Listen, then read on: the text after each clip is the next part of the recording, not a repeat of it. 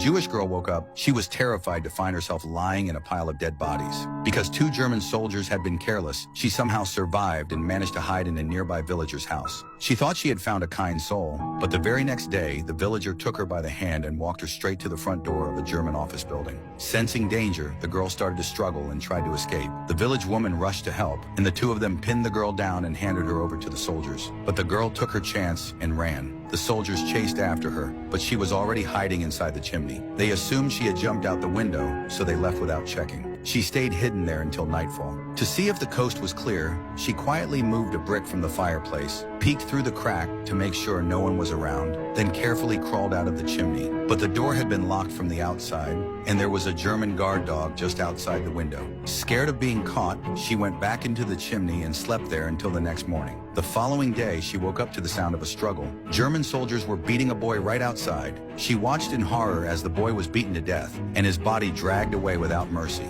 The scene was so terrifying, she literally peed herself. That's how she held on until night. Hungry and desperate, she climbed out of the chimney again to look for food. She searched the whole house, hoping to find just a little something to eat. Spoiled milk, dirty water on the ground, even some biscuits meant to lure rats. They all became her lifeline. After eating, she tried once more to escape through the window, but the guard dog was still out there, so she had to crawl back into the chimney again. On the 3rd morning, she woke up to laughter. 2 kids had come into the house and were playing with a duck, laughing and running around. Looking at the delicious ducks and the clear water basin in front of her, she anxiously hoped that it would get dark soon.